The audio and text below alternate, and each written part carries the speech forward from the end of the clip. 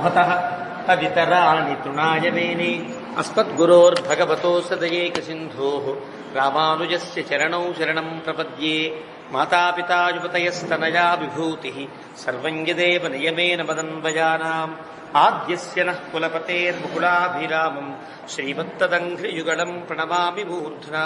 भूतं सरस्य महदाह्वयभट्टनाथ श्रीभक्तिसारकुलशेखरयोगिवाहान् भक्ताङ्घ्रिरेण परकालयतीन्द्रमिश्रान् श्रीमत्पराङ्कुशमुनिं प्रणतोऽस्मि नित्यम्। पितामहस्यापि पितामहाय प्राचेतसादेशफलप्रदाय श्रीभाष्यकारोत्तमदेशिकाय श्रीशैलपूर्णाय नमो नमस्तात्। आचार्यानस्पदीयानपि परमगुरून् सर्वमाचार्यवर्गं श्रीमद्रामानुजाख्यं मुनिमखिलजनोद्धारणायावतीर्णं पूर्णार्यं यामुनेयं मुनिवरमहतौ रामराजीवनेत्रौ वन्दे नाथं मुनीन्द्रं वकुलधर चमूनाथलक्ष्मीमुकुन्दान्। अस्मद्गुरुभ्यो नमः। शुक्लाम्बरधरं विष्णुं शशिवर्णं चतुर्भुजं प्रसन्नवदनं ध्यायेत् सर्वविघ्नोपशान्तये। यस्य द्विरदवक्त्राद्याः पारिषद्याः परश्शतं विघ्नं निघ्नन्ति सततं विश्वक्सेनं तमाश्रये। ज्ञानानन्दमयं देवं निर्मलस्फटिकाकृतिम् आधारं सर्वविद्यानां हयग्रीवमुपास्महे। अभङ्गुरकलादानस्थूललक्षत्वमीयुषे तुङ्गाय महसे तस्मै तुरङ्गाय मुखे नमः। कूजन्तं राम रामेति मधुरं मधुराक्षरम् आरुह्य कविताशाखां वन्दे वाल्मीकिकोकिलं। वाल्मीकेर्मुनिसिंहस्य कवितावनचारिणः शृण्वन् रामकथानादं को न याति परां गतिम्। यः पिबन् सततं रामचरितामृतसागरम् अतृप्तस्तं मुनिं वन्दे प्राचेतसमकल्मषम्। गोष्पदीकृतवाराशिं मशकीकृतराक्षसं रामायण महामालारत्नं वन्दे नीलात्मजम्। अञ्जनानन्दनं वीरं जानकीशोकनाशनं कपीशमक्षहन्तारं वन्दे लङ्काभयङ्करम्। आमिषीकृतमार्ताण्डं गोष्पदीकृतसागरं तृणीकृतदशग्रीवम् आञ्जनेयं नमाम्यहम्। मनोजवं मारुततुल्यवेगं जितेन्द्रियं बुद्धिमतां वरिष्ठं वातात्मजं वानरयूथमुख्यं श्रीरामदूतं शिरसा नमामि। उल्लङ्घ्य सिन्धोः सलिलं सलीलं यशोकबन्धिं जनकात्मजायाः आदाय तेनैव ददाह लङ्काम्। नमामि तं प्राञ्जलिराञ्जनेयम् आञ्जनेयपतिपाटलारणं काञ्चनाद्रिकमनीयविग्रहं पारिजाततरुमूलवासिनं भावयामि पवमाननन्दनं। यत्र यत्र रघुनाथकीर्तनं तत्र तत्र कृतमस्तकाञ्जलिं बाष्पवारि परिपूर्णलोचनं मारुतिं नमत राक्षसान्तकं। वेदवेद्ये परे पुंसि जाते दशरथात्मजे वेदः प्राचेतसादासीत्। श्रितं रघुनाथस्य शतकोटिप्रविस्तरम् एकैकमक्षरं प्रोक्तं महापातकनाशनं। शृण्वन् रामायणं भक्त्या यः पादं पदमेव वा स याति ब्रह्मणस्थानं ब्रह्मणा पूज्यते सदा। वाल्मीकिगिरिसम्भूता रामसागरगामिनी पुनाति भुवनं पुण्या रामायणमहानदी। श्लोकसारसमाकीर्णं सर्गकल्लोलसङ्कुलं काण्डग्राहमहामीनं वन्दे रामायणार्णवम्। यः कर्णाञ्जलिसम्पुटैः अहरः सम्यक् पिबत्यादरात् वाल्मीकेर्वदनारविन्दगलितं रामायणाख्यं मधु। जन्मव्याधिजराविपत्तिमरणैरत्यन्तसोपद्रवं संसारं सविहाय गच्छति पुमान् विष्णोः पदं शाश्वतम्। तदुपगतसमाससन्धियोगं सममधुरोपनताब्धवाक्यबद्धं रघुवरचरितं मुनिप्रणीतं दशशिरसश्च वधन्निशामयध्वं। श्रीराघवं दशरथात्मजमप्रमेयं सीतापतिं रघुकुलान्वयरत्नदीपम् आजानुबाहुवरविन्ददलायताक्षं रामं निशाचरविनाशकरं नमामि। वैदेहीसहितं सुरद्रुमतले हैमे महामण्डपे मध्ये पुष्पकमासने मणिमये वीरासने सुस्थितम्। अग्रे वाचयति प्रभञ्जनसुते तत्त्वं मुनिभ्यः परं व्याख्यान्तं भरतादिभिः परिवृतं रामं भजे श्यामलम्। वामाङ्कस्य जानकीं పరిలసత్కోదండదండంకరే చక్రంచోర్ధ్వకరేణ బాహుయుగళే శంఖం శరం దక్షిణే బిభ్రాణం జలజాతపత్రనయనం భద్రాద్రిమూర్ధ్ని స్థితం కేయూరాది విభూషితం రఘుపతిం సౌమిత్రియుక్తం భజే. ఆపదామపహర్తారం దాతారం సర్వసంపదాం లోకాభిరామం శ్రీరామం భూయో భూయో నమామ్యహం. తపస్వాధ్యాయనిరతం తపస్వీ వాగ్విదాంబరం నారదం పరిపప్రచ్ఛ వాల్మీకిర్మునిపుంగవం. ధర్మాత్మా సత్యసంధశ్చ రామో దాశరథిర్యది పౌరుషే చ ప్రతిద్వంద్వః శరైనం జహిరావణిం. సకృదేవ ప్రపన్నాయ తపాస్మీతి చ యాచతే అభయం సర్వభూతేభ్యో దదామ్యేతద్వ్రతం మమ. ధ్యాయే భద్రాద్రివైకుంఠరామం సీతారమాన్వితం శంఖచక్రధనుర్బాణధరం సౌమిత్రిసేవితం. శ్రీరామాయ నమః. శ్రీమతే రామానుజాయ నమః. భగవద్బంధువులారా, రామచంద్ర ప్రభు అవతరించినటువంటి విళంబినామ సంవత్సరాన్ని పురస్కరించుకుని సాగేటువంటి ఈ రామాయణ ప్రవచన లహరిలో బాలకాండని సుసంపన్నం చేసుకుని అయోధ్యాకాండలోకి ప్రవేశించి రామ గుణవర్ణన, పట్టాభిషేక సన్నాహము, మందర యొక్క దుర్బోధ, కైకేయిలో ఉండేటువంటి మార్పు, తద్వారా ఏర్పడిన రామచంద్రమూర్తి యొక్క వనవాసము, దానికి కౌసల్య యొక్క అనుమతి, లక్ష్మణస్వామి అనుకరణము, ఇవన్నీ జరిగాయి. సీతమ్మ తల్లి దగ్గరికి వచ్చారు. సీతమ్మతో మాట్లాడాడు రాముడు. సీతమ్మ అంగీకరించల. అడవికి వస్తానని మొండికేసింది. అడవిలో ఉండే ఇబ్బందులన్నీ చెప్పాడు సర్గలో. అన్నీ విందాడు. విని ఏతత్తు వచనం శ్రుత్వా సీతారామస్య దుఃఖిత ప్రసక్తాశ్రుముఖీ మందం ఇదం వచనమబ్రవీత్. అప్పటిదాకా కొంచెం కంట్రోల్లో ఉండి మాట్లాడింది, కానీ రాముడు తీసుకుని వెళ్ళను, అడవి చాలా కష్టంగా ఉంటుంది అని చెప్పేటప్పటికీ ఇంకా దుఃఖాన్ని ఆపుకోలేక దుఃఖపడుతూ కళ్ళ నీళ్లు కారుతూ ఉంటే ఇలా మాట్లాడుతూ, ఏత్వయా కీర్తితా దోషాః వనే వస్తవ్యతాం ప్రతి గుణానిత్యేవ తాన్ విద్ధి తవ స్నేహ పురస్కృతాన్. నిజమే, నాకు తెలియదు అడవంటే. కావచ్చు, అడవిలో చాలా ఇబ్బందులు ఉండొచ్చు, కానీ కష్టాలు ఉండొచ్చు. ఏవైతే అడవిలో ఉండడానికి నువ్వు కష్టాలు అంటూ నాకు పెద్ద లిస్ట్ అంతా ఇచ్చావో రామా, అవన్నీ కూడా గుణాన్ ఇత్యేవ తాన్ విద్ధి. అవన్నీ గుణములుగానే భావించు, అవన్నీ సౌకర్యములుగా భావించు. ఎందువల్ల? తవ స్నేహ పురస్కృతాన్. నీతో కలిసి ఉంటా కదా, నీతో కలిసి లేకపోతే దుఃఖాలు కావచ్చు అవన్నీ. నిజంగా సింహాలంటే భయం ఉండొచ్చు, అడవిలో ఉండే ప్రతికూల వాతావరణాన్ని బట్టి కలిగే ఇబ్బందులు ఉండొచ్చు, కానీ నీతో ఉన్నప్పుడు అవన్నీ గుణములే అవుతాయి రామా. మృగములు, సింహములు, ఏనుగులు, పెద్ద పులులు, శరభ మృగములు, పక్షులు, శృమరములు, ఇలాగ రకరకాల జంతువులన్నీ అడవిలో ఉంటాయి. ఇవన్నీ ఉండొచ్చుగాక. ఇవన్నీ కూడా మనం చూడనివేం కాదు.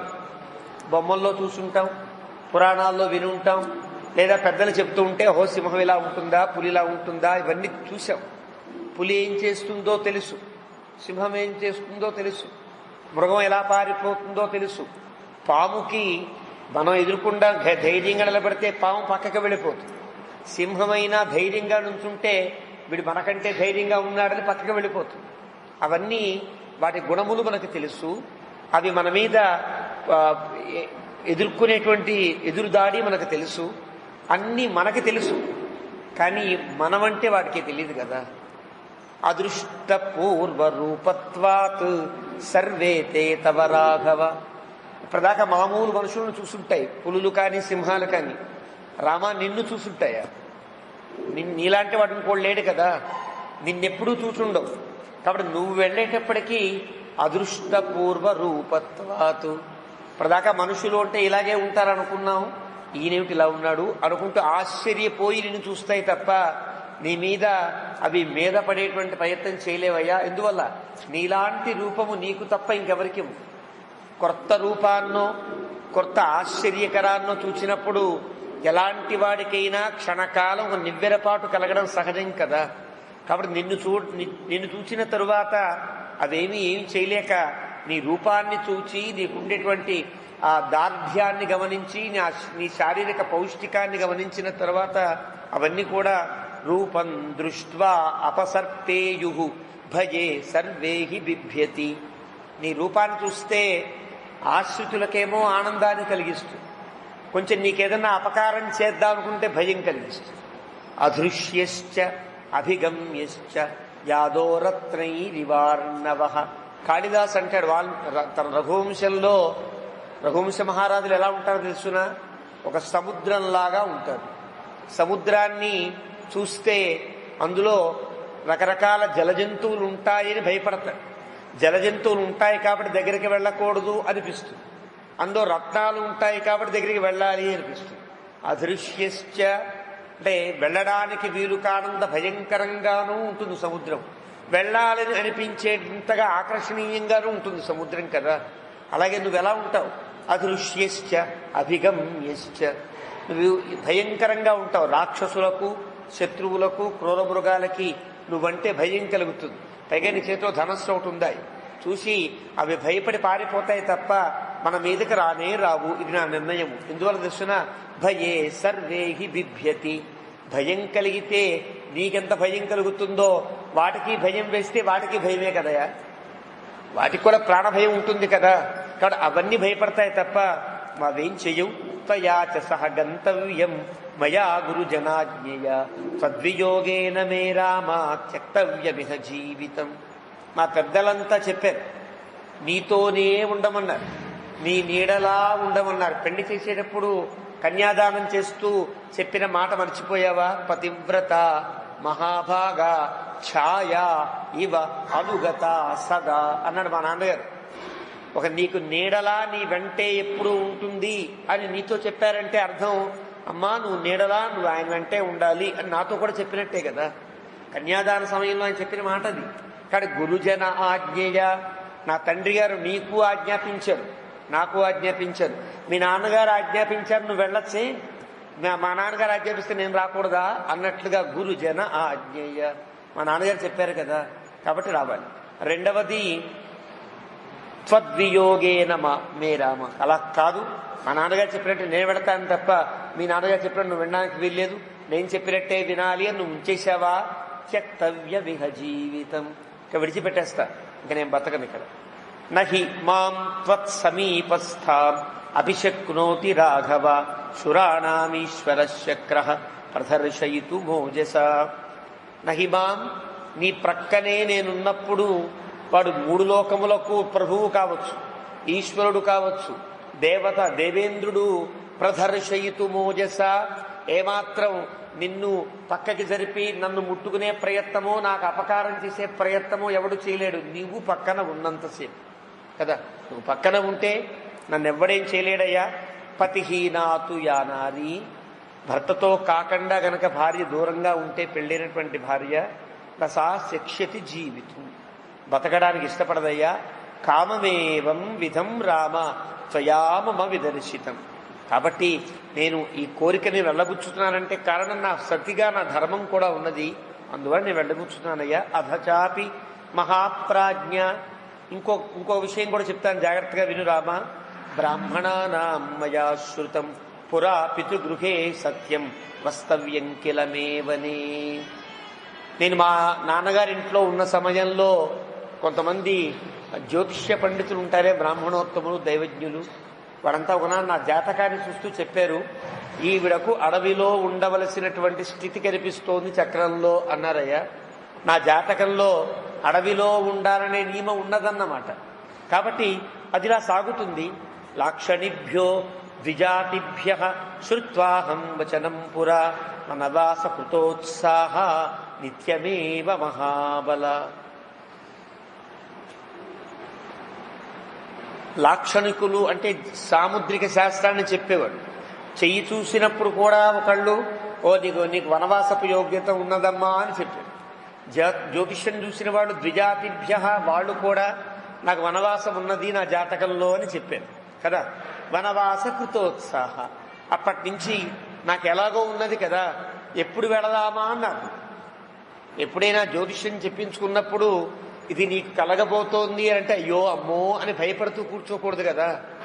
దాన్ని కూడా మనం ఎలా సౌకర్యంగా మలచుకోవాలో తెలియాలి. జ్యోతిష్యం చెప్పుకోవడం దేనికి? నీకు ఫలానా 14 ఏట ఈ రకమైన ఇబ్బంది కలుగుతుంది అంటే ఇప్పటి నుంచే ఏడుస్తూ కూర్చుంటే 10 ఏళ్ల తర్వాత వచ్చేదానికి ఇప్పటి నుంచి చావేరు. అప్పుడెప్పుడో 14. ఈ 14 ఏళ్లలో నేను సాధించవలసి ఏమన్నా ఉంటే సాధించేయాలి. అప్పటికి నేను సిద్ధంగా ఉండాలి. కృతకృత్యా నిరీక్షంతే మృత్యుం ప్రియమివ అతిథిం అని అంటారు. అన్ని పనులు చేసిన వాళ్ళు ఎప్పుడెప్పుడు మృత్యు వస్తుందా ఎదురు చూస్తుంటారు. రా, ఎప్పుడు వస్తావా రా, నేను అన్ని పనులు పూర్తి చేసుకుని సిద్ధంగా ఉన్నాను అన్నట్టుగా ఉండద్దు. అది కదా జ్యోతిష్యంలో. ఈ కష్టం నీకు రాబోతోంది అని అంటే ఆ కష్టం వచ్చినప్పుడు ఏం చేయాలో ఆలోచించు. నీకు వచ్చే వారం నీ డబ్బులు చాలా ఖర్చు అయిపోతాయి అన్నారనుకోండి, అంటే డబ్బులు పోవడమో ఎవడన్నా కొట్టేయడమో జరుగుతుంది. అదే మనం కనుక ఆ డబ్బులతో 10 మంది పేదకి 10 రూపాయలు ఇచ్చేసి దేవాలయంలో హుండీలో వేసి, లేదా పెద్దలు వస్తే వాళ్ళకి కావాల్సిన సౌకర్యం సమకూర్చామనుకోండి, డబ్బు ఖర్చు అయిందా లేదా? ఆ వారంలో డబ్బు ఖర్చు అయింది. జ్యోతిష్యం చెప్పినట్టు డబ్బు ఖర్చు అయింది. కానీ ఆ డబ్బు ఎలా ఖర్చు అయింది? సద్వినియోగం. దీనివల్ల ఈ ఖర్చు అయిన డబ్బు వల్ల నాకు పుణ్యం లభిస్తుంది కదా. వీటి కోసం జ్యోతిష్యం నేర్చుకోవాలి తప్ప, తెలుసుకోవాలి తప్ప ఏదో వస్తుందని కష్టపడకూడదయ్యా. ఏదైనా తెలుస్తూ ఉంటే ఆ తెలిసిన దాన్ని మనకు అనుకూలంగా మలల్చుకునేటట్టు చేసుకోవాలి కదా. అప్పటి నుంచే నేను అనుకుంటున్నా, ఎప్పుడు అడవికి వెళదామా, ఎప్పుడు అడవికి వెళదామా, ఎలా అడవికి వెళదామా అని ఆలోచిస్తున్నా. మంచి ఛాన్స్ అయ్యా నాకు ఇది. నీతో అడవికి వెళ్లే యోగ్యత కదా. నేను ఒక్కదాన్నే వెళ్ళవలసి వస్తుందేమో అనుకుంటే అలా కాకుండా నీతో వెళ్ళగలిగే ఒక అవసరం ఏర్పడుతుంది. ఆదేశో వనవాసస్య ప్రాప్తవ్య సమయా కిల సాత్వయా సహ తత్రాహం యాస్యామి ప్రియనాన్యథా. ఎలాగో అడవికి వెళ్ళక తప్పనిసరి అయినప్పుడు నీతో వెళ్ళినప్పుడు నాకు సుఖము లభిస్తుంది, వనవాసం గడిచిపోతుంది. వనవాసపు లక్షణము గడిచిపోతుంది. నీతో ఉన్నప్పుడు హాయిగా నేను ఉంటా కదా. 2 కలుస్తాయి నాకు. ఈ 2 కలిసి వచ్చే సందర్భం నాకు ఇది. పైగా ఇంకో మాట చెప్తున్నాను, కృతాదేశాగమిష్య భవిష్యత్. చాలాసార్లు నీకు చెప్పా, ఏమంటే నా జాతకంలో అడవికి వెళ్ళాలని ఉంది, కొన్ని సరదాగా వెళ్ళొచ్చేద్దామా అని. ఈ 12 ఏళ్లలో మనం కలిసి ఉన్నప్పుడు చాలా మార్లు నీతో ఉంటే నువ్వేమన్నావు, మళ్ళీ వెడదాలే, తర్వాత వెడదాలే అంటూ నువ్వే వచ్చావు కదా. నువ్వు నాకు మాట ఇచ్చావు, గంగా తీరంలో తిరగాలని ఉంది, అయ్యో ఆ నది దగ్గరికి వెళ్ళాలని ఉంది, ఆ కొండలు ఎక్కాలని ఉంది, నీతో వనవాసాన్ని గడపాలి, నాకు వనవాసపు గీత ఉన్నది అని చెబితే వెళదాం వెళదాం అన్నావు కదా. అప్పుడు కృతాదేశ భవిష్యామి గమిష్యామి సహత్వయ. ఆ సమయం ఇప్పుడు వచ్చింది. యకాలశ్చాయం సముత్పన్న. నువ్వు అన్నావు నాకు గీత ఉన్నది, నీ అంగీకారము అయింది, తీసుకువెళతాను నువ్వు అన్నావు, తీసుకువెళతాను నువ్వు అన్నావు, నా జాతకంలో ఉన్నది, ఇప్పుడు సమయం వచ్చింది, ఇంతకంటే గొప్ప అదృష్టం కాబట్టి తీసుకువెళ్లాల్సిందే. సత్యవాగ్భవతు ద్విజ. నాకెవరైతే జ్యోతిష్యంలో నీ జాతకంలో అరణ్యవాసం ఉన్నది అని చెప్పారో ఆ బ్రాహ్మణోత్తముని యొక్క మాట నిజముగాక. అతను నిజమే చెప్పు ఉంటాడు, నిజంగా వచ్చింది కదా. ఇక్కడ వనవాసే అభిజానామి దుఃఖాని బహుధా కిల ప్రాప్యంతే నియతం వీర పురుషై అకృతాత్మభి. నువ్వు చెప్పిన కష్టాలన్నీ నాకు కొంచెం గొప్ప తెలుసు, నాకు కూడా నువ్వు చెప్పావు కదా, నాకు బాగా అర్థమయ్యాయి. కానీ ఎవరికది? అడవికి వెళ్ళకూడదు, అడవి నా జీవితంలో లేదనుకునే వాళ్ళకి భయాన్ని కలిగిస్తాయి తప్ప, అడవికి వెళ్ళాలి, వెళ్ళడం నా జాతకంలో ఉన్నది అనుకుంటే నాకేం భయం కలిగిస్తాయి. తప్పనిసరి అయిన దానికి సిద్ధపడాలి తప్ప భయపడుతూ ఉంటే ఎట్లా? తప్పనిసరి అయిందనుకోండి అంటే సిద్ధంగా ఉండాలి, దానికి ఎలా ఎదుర్కోవాలో చూడాలి తప్ప అమ్మో తప్పట్లేదే, కష్టమే, తప్పించుకోలేనే అంటూ ఏడుస్తూ కూర్చుంటే ఎట్లా? అలా ఉండదు కదా. కాబట్టి అకృతాత్మభి, దీని అరణ్యవాసమునందు ప్రిపేర్ కాని వాళ్ళు ఎవరన్నా ఉంటే వాళ్ళకి కష్టం, కానీ నాకు కష్టం కాదు. కన్యయా చ పితుర్గేహే వనవాసుశ్రుతో మయా భిక్షిణ్యా సాధువృత్తాయా మమ మాతురిహాగ్రత. మా నాన్నగారి దగ్గర ఉన్నప్పుడే కాదయ్యా, ఒకసారి సరదాగా మా అమ్మగారితో నేను తిరుగుతున్నప్పుడు కూడా ఒక భిక్షుకి వచ్చింది. ఆ రోజుల్లో కూడా సన్యాసాన్ని స్వీకరించే ఆడవాళ్ళు ఉండేవారన్నమాట. రామాయణంలో ఉండే సీతమ్మ మాట ద్వారా తెలుస్తోంది. కొంతమందికి అది నిషేధంగా కొన్ని స్మృతుల్లో ఉన్నప్పటికీ కూడా వైరాగ్యంతో ఉండేవాళ్ళు, కాషాయాలు ధరించి వైరాగ్యంతో ఉండేవారు. కాబట్టి చెప్తోంది సీతమ్మ తల్లి, భిక్షిణ్యాహ, ఒకానొక సాధురాలు అంటే సన్యాసినిగా ఉండే ఒక ఆవిడ మా అమ్మ దగ్గరికి వచ్చింది. మా అమ్మ అడిగింది సరదాగా, మా అమ్మాయి సంగతి ఎలా ఉంటుంది చూడవా అంటే, నా చెయ్యి చూసి ప్రసామయా మాతురిహాగ్రత వనవాస శృతోమయ, ఎందుకో కొద్ది కాలం ఈ అమ్మాయి అడవిలో ఉండక తప్పదనిపిస్తోందమ్మా అని ఆవిడ చెప్పింది. నాన్నగారి దగ్గర ఉండే జ్యోతిష పండితులు చెప్పారు, లాక్షరికులు చెప్పారు, ఆ భిక్షిని కూడా చెప్పింది. మా నాన్నగారికి తెలుసు, మా అమ్మగారికి తెలుసు. మా నాన్నగారికి తెలిసి నీ వెంట వచ్చారనుకో, మా అమ్మగారు బాధపడుతుంది అనుకోవచ్చు కదా. నేను నీతో అడవికి వస్తే వాళ్ళ కబురు తెలియకుండా ఉంటుందా? ఎవరో ఒకరు SMS పెట్టకుండా ఉంటారా? కన్నా ఫోన్ చేయకుండా ఉంటారా? వాళ్ళకి తెలిసిపోతుంది. వాళ్ళకి ఒకవేళ తెలిస్తే ఈయన బాధపడ్డు, నాన్నగారు తెలుసు కాబట్టి. మా అమ్మగారు బాధపడుతుంది అనుకుంటున్నావా? ఆవిడికి కూడా తెలుసు. మా అమ్మగారితో ఉన్నప్పుడు భిక్షిని చెప్పింది, మా నాన్నగారితో ఉన్నప్పుడు జ్యోతిష్కులు చెప్పారు. కాబట్టి మన అమ్మకి నాన్నకి తెలిసిన అడవికి వెళతారని. నీతో అడవికి వెళ్ళినా నిన్ను ఏమనుకోరు, నన్ను ఏమనుకోరయ్యా. కాబట్టి మంచి మంచి అవకాశం ఇది. ప్రసాదితశ్చ వై పూర్వం త్వం వై బహువిధం ప్రభో గమనం వనవాసస్య కాంక్షితం హి సహత్వయ. ప్రసాదిత, నేను గతంలో అడిగినప్పుడు నువ్వు అంగీకరించావు కదా, మళ్ళీ మర్చిపోయావా? కాబట్టి నేను నీతో వస్తానయ్యా. కృతక్షణ అహం, నేను సిద్ధంగా ఉన్నా, నా బ్యాగ్ సిద్ధంగా ఉంది, నా చెప్పులు రెడీగా ఉన్నాయి, బయలుదేరడానికి సిద్ధంగా ఉన్నానని కృతక్షణ అంటే అర్థం అది. అంటే ప్రయాణానికి సిద్ధంగా ఉన్నా నేను అని చెప్తూ. కృతక్షణ భద్రంతే, నీకు మంగళమవుగాక. నీకు మంగళం అంటే అర్థం, నీకేం నా వల్ల కష్టం కలగదయ్యా, నీ వెనకాల వస్తా. కాబట్టి గమనం ప్రతి రాఘవ వనవాసస్య శూరస్య చర్యాహి మమ రోచతే. ఎలా చూచినా కూడా నీ వెనుక నేను రావడమే యోగ్యంగా అనిపిస్తుందయ్యా, కాబట్టి వస్తాను. శుద్ధాత్మ ప్రేమ భావాద్ధి భవిష్యామి వికల్మష భర్తారమనుగచ్చంతి భర్తాహి మమ దైవతం.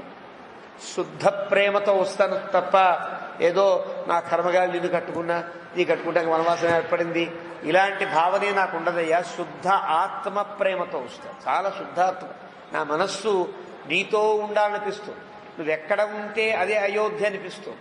నువ్వు ఉన్న చోటే నాకు నరకమైన స్వర్గంలాగా ఉండేటట్టుగా ఉన్నది. కాబట్టి శుద్ధాత్మ ప్రేమ భావార్థి, చాలా మానసికమైనటువంటి ఒక ప్రియ భావనతో వస్తున్నాను తప్ప తప్పనిసరయ్యో ఇక్కడ ఉండలేననేటువంటి వంకతోనూ రావట్లా. వికల్మష, ఎలాంటి కల్మషం కూడా నాలో లేదయ్యా. భర్తారం అనుగొచ్చింది, నీతో ఉండాలి, నీ వెనకే ఉండాలని కోరిక, అంతే. భర్తాహి మమ దైవతం. ఇందువల్ల అంటావా, నీవే నాకు సర్వము, నాకు దేవుడు కూడా నువ్వే. ప్రేత్య భావాహి భావేపి కళ్యాణ సంగమో మే సహత్వయ శృతి శ్రూయతే పుణ్య బ్రాహ్మణానాం యశస్విన. ఎప్పుడు కూడా ఆశీర్వదించే పెద్దలు కూడా నన్ను ఆశీర్వదించేటప్పుడు నీ జీవితమంతా, నీ జీవితానంతరం కూడా నువ్వు రాముడితోనే ఉంటావు అని దీవించారయ్యా. ఈ జీవితం వెళ్ళిపోయింది అనుకోండి, ఈ ప్రాణం పోతే ఈ ఆత్మ ఎవరో ఆ ఆత్మ ఎవరో కాదు. ప్రాణం పోయినా పరలోకంలో అయినా ఏ లోకానికి వెళ్ళినా నేను నీతోనే ఉంటారని పెద్దలు దీవించారు. వాళ్ళతో కలిసే ఉంటారు కదా, కలిసి ఉన్న వాళ్ళే పుట్టారు, మళ్ళీ ఇక్కడి నుంచి వెళ్ళితే కలిసే ఉంటారు వాళ్ళు, వాళ్ళకు ఉండే నియమం అది. కాబట్టి నీతోనే ఉంటానని నియమం ఉన్నది కదా, కాబట్టి నీతోనే ఉంటా. నీతో ఉంటే అది ఎలాంటి స్థితి అయినా నాకు కళ్యాణమే అవుతుంది. కళ్యాణం అంటే మంగళప్రదమే అవుతుంది. శృతి ఇహలోకేచ పితృభిః యా స్త్రీ యస్య మహాపతే మహామతే అద్భిదత్త స్వధర్మేణ ప్రేత్య భావేపి తస్య సా.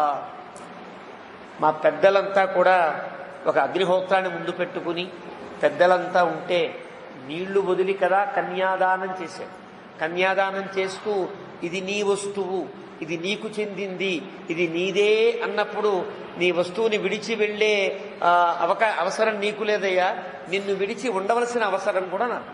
అద్భిర్దత్త అంటే ధారాపూర్వకంగా నేను నీదాన్ని అయ్యా. ఏవమస్మాత్ స్వకాం నారీం సుభృత్తాం హి పతివ్రత నేను పతివ్రత, నీ మాట తప్పేదాన్ని కాదు, నేను ఎప్పుడు చీటికి మాట దెబ్బలాడేదాన్ని కాదు కదా, నీ యొక్క మనస్సుకు అనుగుణంగా ప్రవర్తించేదాన్ని కదా.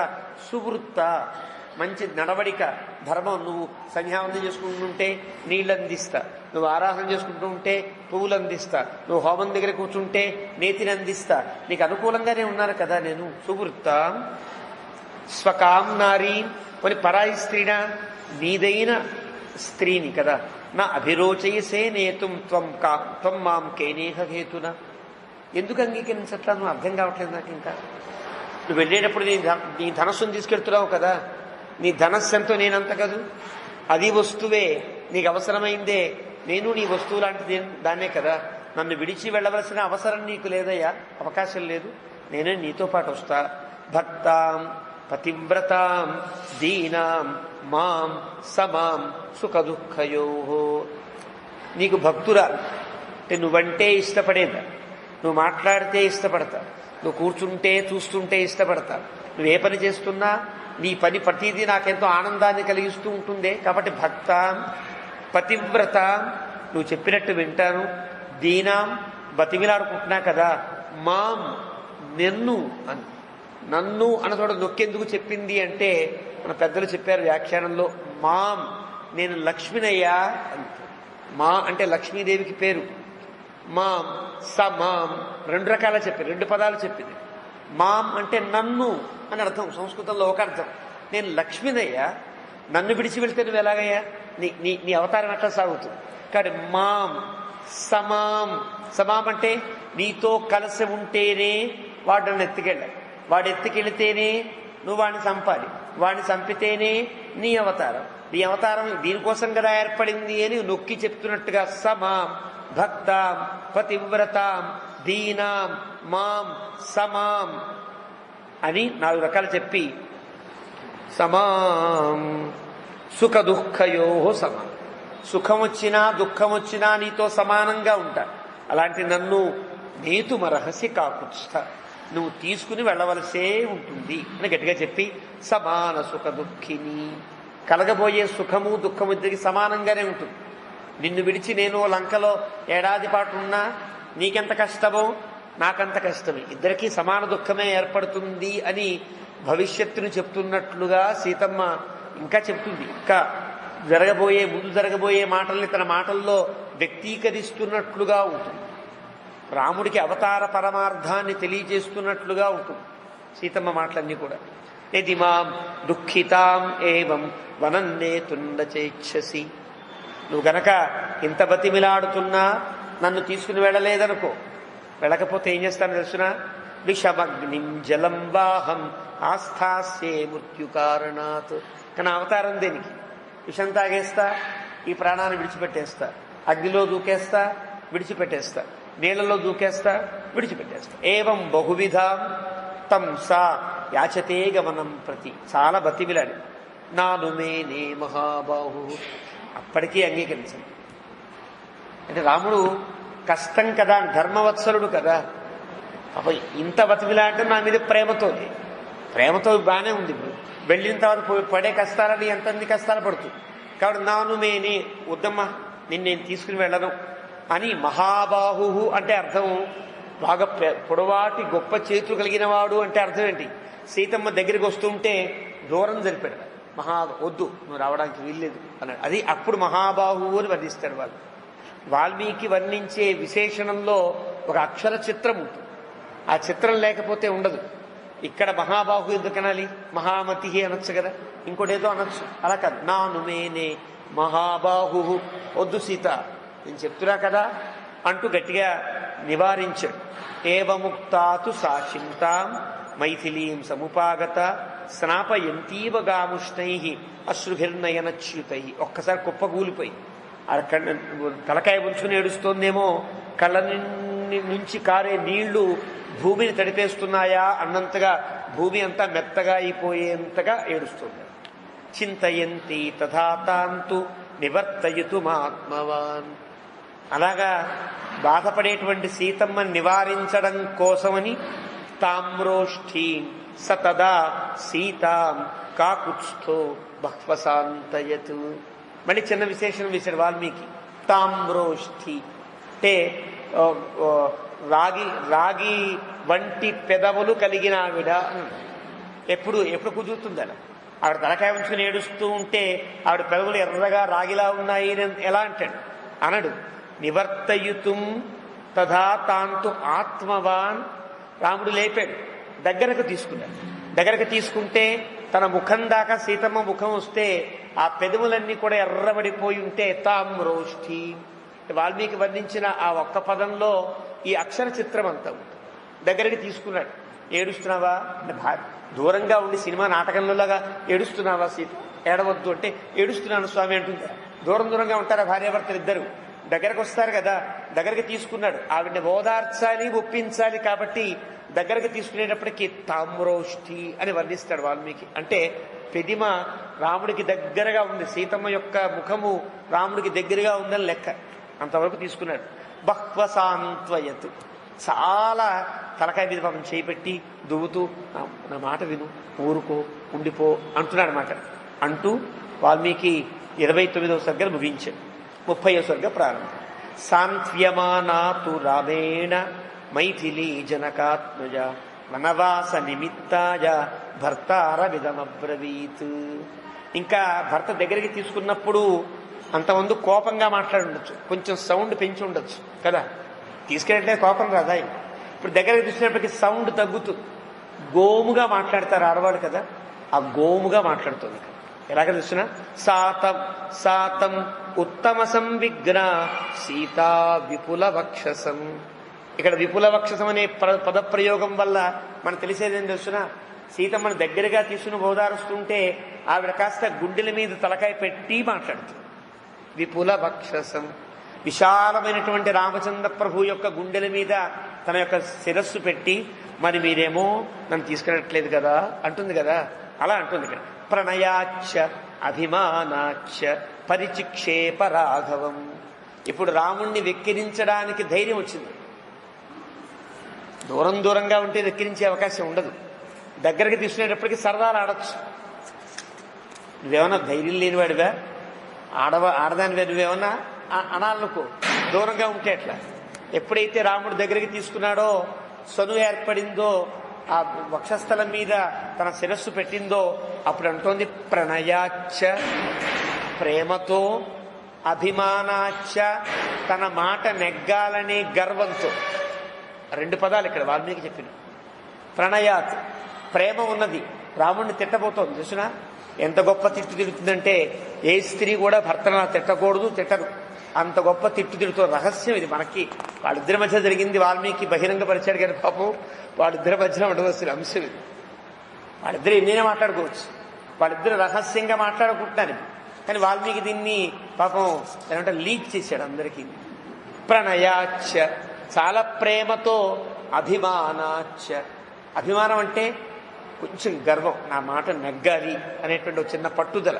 దాంతో పరిచిక్షేప, వెక్కిరిస్తోంది రాముణ్ణి. ఏమన్నా తెలుసునా, కింత్వా అమన్యత వైదేహ పితామే మిథిలాధిప. మా నాన్నగారండి ఇలా గనక నన్ను తీసుకెళ్ళకుండా మిమ్మల్ని చూస్తే ఏమనుకుంటారో తెలుసునా, ఆడదానికి ఇచ్చి పెళ్లి చేశారు మా అమ్మాయిని అనుకుంటారయ్యా. రామజామాతరం ప్రాప్య స్త్రియం పురుష విగ్రహం. నేను మగవాడేమో అనుకున్నాను రాముణ్ణి, అబ్బే ఆడదానికి ఇచ్చి పెళ్లి చేశానా మా అమ్మాయిని అని బాధపడతాడయ్యా. అంటే ఏముంది, నువ్వు మగాడివి కాదు, నువ్వు ఆడదాని లాంటి వాడివి, పిరికివాడివి అని ఎప్పుడంది.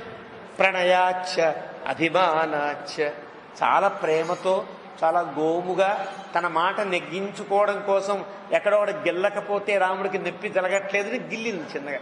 గిల్లి అనృతం బతలోకోయం అజ్ఞానాద్యద్ధి వక్షసి. చిన్నగా కోపం వచ్చిందేమో, నేను కాదయ్యా లోకమన అనుకోదా ఏంటి అనేసి మళ్ళీ అంటోంది, లోకం అలా అనుకుంటుంది కదా. తేజో నాస్తి పరం రామే తపతీవ దివాకరే. అలా ఓ పెద్ద సూర్యుడు వెలుగుతున్నాడు, మంచి వెలుతురు వస్తున్నట్టుగా ఉంది, కానీ అక్కడ వెళ్ళి ముట్టుకుంటే చల్లగా ఉందనుకో, ఏమిట్లామో ఇది కృత్రిమ సూర్యుడు అనుకోం మనం. అలాగే రాముడు అంటే గొప్ప తేజోవంతుడు అనుకుంటే, నువ్వు నగకి తీసుకెళ్ళలేదనుకో, అదే ఇదంతా డమ్మీ అండి రాముడు అంటారు. తేజో నాస్తి రాముడు తేజస్సే లేదు అని అంటారయ్యా అని లోకం అనుకుంటుందయ్యా. కిం హి కృత్వా విషణ్ణస్వం కుతో వా భయమస్సితే. ఏమిటయ్యా అలా ఉంటావు నువ్వు? నేను ఇంత బతిమిలాడు అంటే ఆవిడ చనువు పెరిగింది, దగ్గరగా ఉంది, బాగా గుండెలుగా హత్తుకున్నట్టుగా రాముడు ఉంటే దగ్గరగా ఉంది కాబట్టే ఆ గుండెల మీద చేయబెట్టి అలా రాస్తూ గుండెల మీద రాస్తూనో ఏదో చేస్తూనో అంటోంది. ఇలాగ ఇంకా ఏం భయపడతావయ్యా? నువ్వు భయపడ్డావు ఏమిటయ్యా? కుతోవా భయమస్తి. నిన్నెవడు పుట్టేవాడు ఎవడు ఉంటాడు? నీకెందుకు భయం నన్ను తీసుకెళ్ళడానికి? యత్ పరిత్యక్తు కామస్తం మాం అనన్యపరాయణ. ఎందుకైనా నన్ను విడిచిపెట్టాలి, వెళ్ళిపోదాం అనుకుంటావు? అనన్యపరాయణ, నిన్ను విడిచి నేను ఉండలేను కదా అని మెల్లగా అనేటప్పటికీ ఇంకా చిన్న ఉదాహరణ చెప్పి ద్యుమత్సేన సుతం వీర సత్యవంతమనువ్రతాం సావిత్రీ విమమాం విద్ధి త్వం ఆత్మవశవర్తిని. ద్యుమత్సేనుడు కుమార్తె ఒక ఆవిడుంది కదా, సావిత్రి అని అంటారు. వాళ్ళ ఆయనకి పాపం అకాల మరణం ఏర్పడితే యముడు తీసుకుని వెళ్ళిపోతూ ఉంటే యముడి వెంట బయలుదేరి ఎక్కడ దాకా చనిపోయి మళ్ళీ యమలోకం వెళ్లేంత వరకు వెంబడించిందే. అంటే మళ్ళీ హెచ్చరిస్తుంది, నువ్వు దాన్ని తీసుకువెళ్ళకపోతే నీ వెనకాలే వస్తాను తప్ప ఇక్కడ ఉండను అని కథ చెప్తుంది. అది ఈ కథ చెప్పాలి. జుమత్సేనుడు కుమార్తె అయినటువంటి జుమత్సేను సుతుడైనటువంటి సత్యవంతుణ్ణి ఆ సావిత్రి ఎలాగైతే వదలలేదో నేను కూడా నిన్ను వదలను, నువ్వు వెళ్ళిపోయినా నీ వెనకాలే పరిగెత్తుకుంటూ వచ్చేస్తాను తప్ప ఇక్కడ ఉండను అని చెప్పకుండా చెప్తుంది. అలా ఉంటానయ్యా నేను సావిత్రి లాంటి దాన్ని అంటే రెండు అర్థాలు. నిన్ను విడిచి ఉండలేనని ఒక అర్థం, నువ్వు వెళ్ళిపోతే ఊరుకునేదాని కాదు నీ వెనకాలే వస్తా అని ఒక అర్థం. ఆ రకంగా నత్వహం మనసాపి అన్యం ద్రష్టాస్మి త్వదృతే అనఘ త్వయా రాఘవ గచ్చేయం యథాన్యా కులపాంసిని.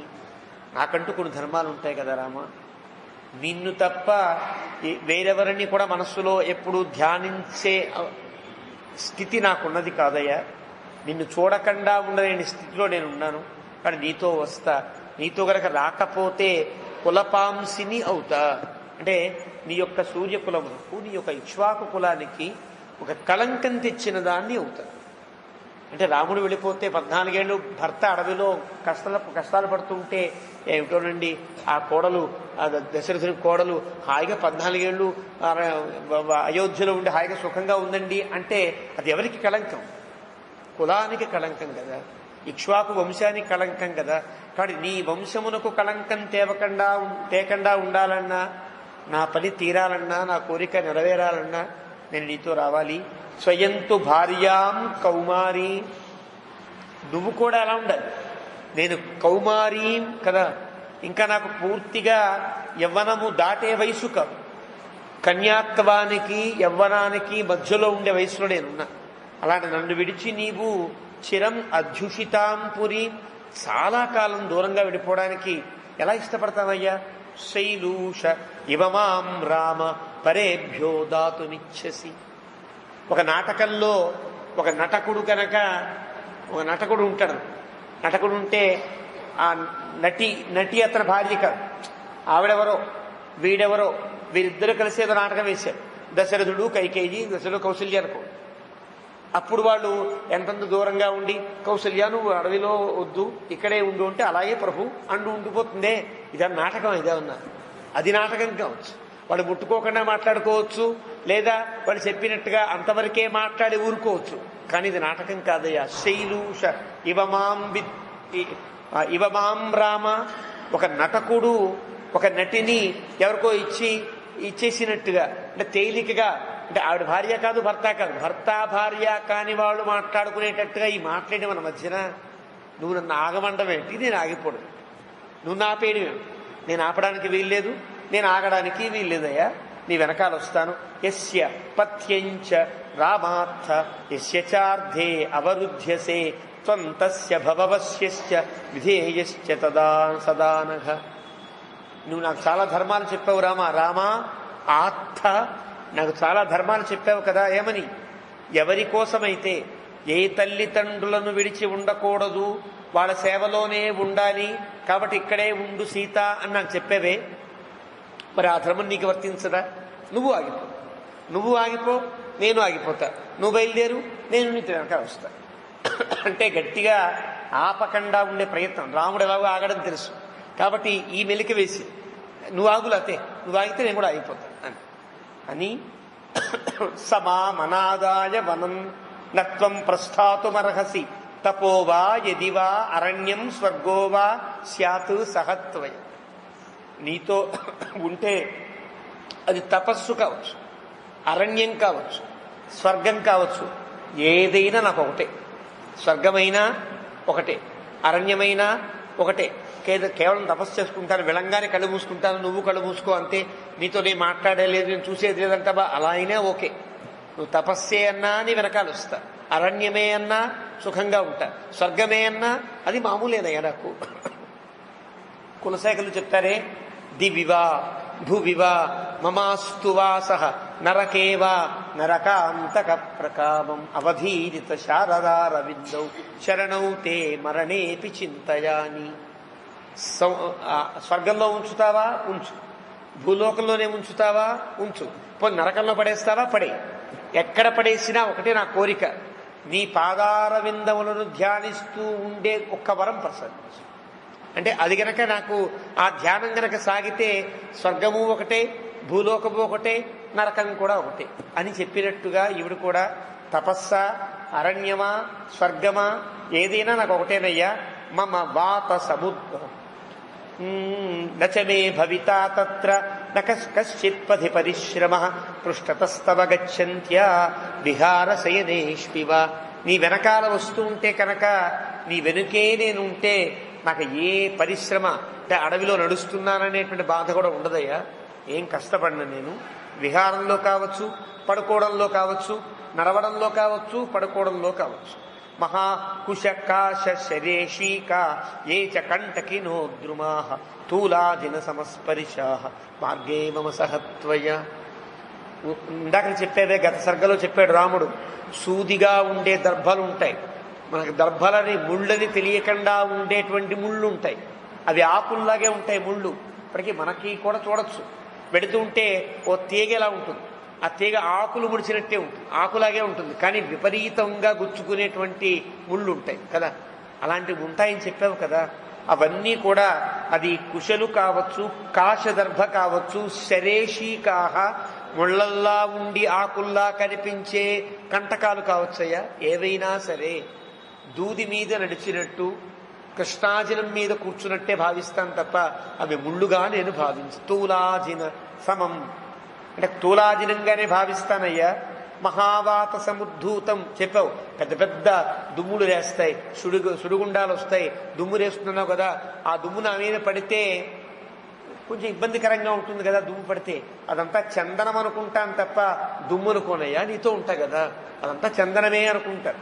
కాబట్టి నేను నీతో పరార్ధ్యమివ చందనం, ఎంత దుమ్ము పడినా, నా శరీరం అంతా దుమ్మెక్కిపోయినా చందనం పూసుకుంటే ఎలా ఉంటుందో అలా ఉంటాను తప్ప నీకేదో నీకు కష్టాన్ని కలిగించో, యోయో అనవసరంగా వచ్చాను, దుమ్ము పడింది, నేను మళ్ళీ స్నానం చేయాలి, ఇలాంటి మాటలు మాట్లాడినయ్యా.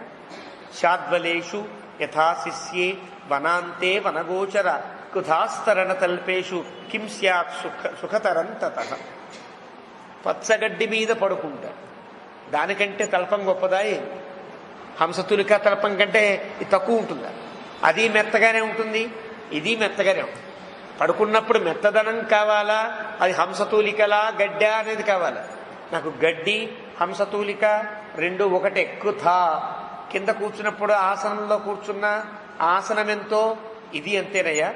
సుఖతరం తతః నీతో కూర్చున్నప్పుడు అది ఎక్కడైనా సుఖతరంగానే ఉంటుంది. పత్రం మూలం ఫలం యత్వం అల్పం వా యది వా బహు దాస్యసి స్వయమాహృత్య తన్మే అమృతరసోపమం.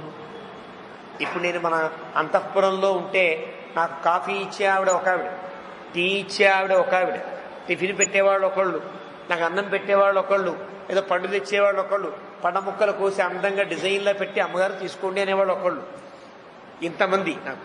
కానీ నేనే నీతో అడవిలోకి వస్తే పండు నువ్వే తెచ్చిస్తావు, పాలు నువ్వే ఇస్తావు కదా.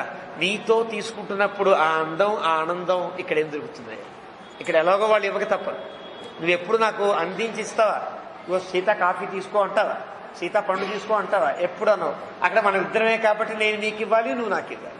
కాబట్టి నువ్విస్తూ ఉంటే స్వయమాహృత్య నీవే కనుక తెచ్చి దాస్యసి స్వయమాహృత్య తన్మే అమృత రసోపము. ఎంత బాగుంటుంది, ఎంత ఎంత హాయిగా ఉంటుంది అది. అమృతం కంటే బాగుంటుంది. అన్న మాతు న పితు తత్ర స్మరిష్యామి నవేశ్మన. మా అమ్మగారిని స్మరించను. అడవిలోకి వచ్చాక మా అమ్మగారిని చూడాలనుందండి, బెంగ పెట్టుకున్నానండి అంటానేమో, అనను. మా నాన్నగారిని స్మరించను, మన ఇళ్ళు స్మరించను. ఆర్తవాని ఉపభుంజానాహ అంటే ఏదో ఒక ఋతువులో ఒక పండు వస్తుంది, ఇంకో ఋతువులో ఇంకో పండు వస్తుంది. ఋతువు కాని ఋతువులో నాకు జామకాయ తినాలనుందండి అంటానా? అన్ను. ఏ ఋతువులో ఏ పండు పడితే నువ్వు ఏది పెడితే అదే తింటానయ్యా. కాబట్టి నచ గత కించిత్ ద్రష్టుమర్హసి విప్రియం మత్కృతే నచతే శోకో న భవిష్యామి దుర్భర. నా వల్ల నీకు ఎలాంటి కష్టము కలిగించను, నాకుగా నేను నీకు కష్టాన్ని కలిగించను అని చెప్పింది. యస్త్వయా, దీన్నే మన పెద్దలు తనిష్లోకి ఇలాంటి గ్రంథాల్లో చాలా గొప్పగా వర్ణిస్తారు. యస్త్వయా సహసస్వర్గ నిరయో యస్త్వయా వినా ఇతి జానన్ పరాం ప్రీతిం గచ్చ రామమయా సహ. నీతో ఉంటే అదే స్వర్గం, నీవు లేని స్వర్గము కూడా నరకమే. నీతో ఉన్నప్పుడు ఉండేటువంటి అరణ్యం కూడా నాకు స్వర్గమే. కాబట్టి ఇంకా ఆలోచించకుండా అని జాగ్రత్తగా తెలుసుకుని రామా పరాం ప్రీతిం, గొప్ప ప్రీతిని పొంది గచ్చ రామమయా సహ, రామ వెళ్ళు, నాతో కలిసి వెళ్ళాలి నువ్వు, అంతే తప్ప నన్ను విడిచి వెళ్ళడానికి వీల్లేదు. అథమాం ఏవం అవ్యగ్రాం వనన్నైవ నయిష్యతి విషమధ్యైవ పాస్యామి మా విషం ద్విషతాం వశం. ఇలా ఇంత బాగా చెప్తున్నా, ఇంత దృఢ నిశ్చయంతో నేను చెప్తున్నా కూడా నీవు నన్ను విడిచి వెళ్ళిపోతే విషం తాగేయడం ఖాయం, నేను మరణించడము ఖాయమే అని చెప్పింది. పశ్చాదపి దుఃఖేన మమ నైవాస్తి జీవితం. తప్పంటావా? అవి తీసుకోవద్దంటావా? తీసుకుంటే తప్పు కదా, ఆత్మహత్యా దోషం ఏర్పడుతుంది కదా. కానీ నువ్వు లేనప్పుడు దుఃఖిస్తూ పోతా కదా, అప్పుడు ఎవరి ప్రయత్నము ఉండదు. నేను కనుక విషం తీసుకుంటే నేను ప్రయత్నపూర్వకంగా మరణించినట్టు లెక్క అవుతుంది. కానీ నీకోసం బెంగ పెట్టుకుని బాధపడి గనక నేను వెళ్ళిపోతే అది తప్పేం కాదుగా, అలా కూడా జరుగుతుంది కదా. కాబట్టి ఎలా చూసినా నిన్ను విడిచి నా యొక్క స్థితి మరణమే తప్ప వేరొకటి లేదయ్యా. కాబట్టి ఉజ్జితాయా త్వయా నాథ తదైవ మరణం వరం ఇమం హి సహితుం శోకం ముహూర్తమపి నోత్సహే. నువ్వు గనక విడిచిపెట్టేస్తే చెప్పా కదా, తప్పదు నాకు ఈ స్థితి. ఇమం హి సహితుం శోకం ముహూర్తమపి నోత్సహే, ఒక్క ముహూర్త కాలం కూడా నిన్ను విడిచి నేను అయోధ్యలో ఉండను. కిం పునః, మరి దశవర్షాణి త్రీణి చ ఏకంచ దుఃఖిత. ఇక్కడ ఉంది వెలికంతం. ఈ శ్లోకంలో తమాషా, కిం పునః దశవర్షాణి 10 ఏళ్ళు, మళ్ళీ 3 ఏళ్ళు, మళ్ళీ 1 ఏడాది. ఇది లెక్క. 10, 3, 1. ఇప్పటిదాకా రాముడు 9, 5 అని ఒకసారి 7, 6 రకరకాలుగా చెప్పాడు. కానీ ఇవిడ అలా చెప్పదు, 7, 8 అని చెప్పాడు కదా. ఇక్కడ సరిగ్గా చెప్తుంది లెక్క 10, 3, 1. నిజానికి వాల్మీకి రామాయణంలో ఇక్కడ దశవర్షాణి త్రీణి ఏకంచ అంటే చాలు, ఒక్క చకారం పెడితే చాలు. కానీ వాల్మీకి ఇక్కడ ఏం చేశాడంటే దశవర్షాణి త్రీణి చ ఏకంచ అన్నాడు. 10 + 3 ఒకలా జరుగుతాయి, 1 ఏడాది ఇంకోలా జరుగుతుంది అని చెప్పినట్లు లెక్క. 10 పూర్తిగా అయోధ్య నుండి బయలుదేరి నీతో మహర్షులందరినీ సేవిస్తూ నడవడమే లక్ష్యంగా సాగే ప్రయాణం. 3 ఏళ్ళు నీతో స్థిరంగా హాయిగా ఉండే ప్రయాణం. అదే కదా పంచవటిలో జరిగింది. 10 ఏళ్ళు గడిచాక మన పర్ణశాలకు వచ్చాడు రాముడు. ఇక్కడ 3 ఏళ్ళు సుఖంగా ఉన్నారు. అంటే 10 ఏళ్ళు + 3 ఏళ్ళు, 3 ఏళ్ళు ఒక దగ్గర సుఖంగా ఉండే ఒకే ఒక్క స్థలం కాబట్టి ఇక్కడ ఉండేటువంటి ఆ ఆనందం వేరు. 10 ఏళ్ళు ప్రయాణమే, 3 ఏళ్ళు స్థిరంగా నీతో హాయిగా గడపడం, 1 ఏడాది విడిగా గడపడం అని సూచన చేస్తుంది సీతమ్మ. దశవర్షాణి త్రీణి చ ఏకం చ. 10 + 3 ఒక లెక్క, 1 ఏడాది ఒక లెక్క. అంటే ఇక్కడి నుంచి వనవాసపు చిత్రాన్ని ఇస్తుంది. 10 ఏళ్ళు, 3 ఏళ్ళు, ఒక ఏడాది అనేది వనవాసపు చిత్రం అంటారు. అంటే ఇలా ఉంటుందయా మంది, కాబట్టి నేను ఆగను. ఇతిసా అంటే చివరి మాటది. ఇతిసా శోక సంతప్త విలప్య కరుణం బహు చుక్రోశపతిమాయస్త భృశమాలింగ్య సస్వరం. బాగా బాధపడి అప్పటిదాకా ఎక్కడ మాట్లాడేది, గుండెల మీద నుంచునే మాట్లాడుతోంది, ప్రేమగా మాట్లాడుతోంది. నేను విషయం తాగేస్తానండి, గట్టిగా మాట్లాడడంలా, నువ్వు లేకపోతే నేను ఉండనయ్యా అంటూ గోముగా మాట్లాడుతోంది కదా. ఇప్పుడు ఇంకా ఆగలేక కష్టం వచ్చి ఇంత చెప్పినా ఒప్పుకోవట్లేదు. ఇంత జాగ్రత్తగా కొన్ని కొన్ని పద్ధతులు ఉంటాయి, బతిమిలాడే పద్ధతులు ఉంటాయి కదా. ఆడవాళ్లు బతిమిలాడే పద్ధతి ఒకటి ఉంటుంది, మగవాడు బతిమిలాడే పద్ధతి ఉంటుంది. అలాగా ఒక స్త్రీ ఒక భార్య అడగవలసిన తీరులో ఇంత ప్రేమను కురిపిస్తూ మాట్లాడినా ఈయన గుండె కరగట్లేదని ఒక్కసారి గట్టిగా కౌగిలించుకుంది. అప్పటిదాకా గుండెల మీదే ఉన్న భృశం ఆలింగ్య సస్వరం, ఇప్పుడు సస్వరం, ఇప్పుడు గట్టిగా మాట్లాడుతోంది. నేను విడిచి వెళ్ళనయ్యా, నేను ఇక్కడ ఉండను, నన్ను తీసుకెళ్ళిపో అని గట్టిగా ఇప్పటిదాకా గోముగా మాట్లాడింది. ఇప్పుడు గట్టిగా సస్వరం భృశమాలింగ్య, గట్టిగా కౌగిలించుకుని ఒక్కసారి ఘోరును ఎడిచేటప్పటికీ సా విద్ధ బహుభిర్వాక్యై దిగ్ధైరివ గజాంగన. ఒక ఆడ ఏనుగుని గనక విషం పూసిన బాణములతో కొడితే ఒక్కసారి ఘీంకరించి అక్కడే కదలకుండా ఆగిపోతుందో అలాగా కౌగిలించుకున్నావిడ గట్టిగా అలా పట్టి ఉందండి, వదల్ల. రాముడు గమనించాడు. చిరసన్నియతం బాష్పం ముమోచ అగ్నిం ఇవ అరణిహి. ఒక అరణి మంథనం అని అంటారు, యజ్ఞాల్లో చేస్తారు. కింద ఒక కర్ర పెట్టి, మధ్యలో ఒక కర్ర పెట్టి, పైన ఒక కర్రతో గట్టిగా పట్టుకుని ఇలా లాగుతూ ఉంటే నిప్పు పుడుతుంది. దాన్ని అరణి మంథనం అని అంటారు. అరణి మంథనంలో అగ్ని పుడుతుంది. ఆ అగ్నినే వైదికాగ్ని అంటారు. దానితోనే యజ్ఞాదులన్నీ చేయాలి, ఆ బ్రహ్మోత్సవాదులన్నీ కూడా అలాగే చేయాలి. అలాగా అప్పుడు ఎలా పుడుతుంది అగ్ని? వెచ్చగా పుడుతుందే.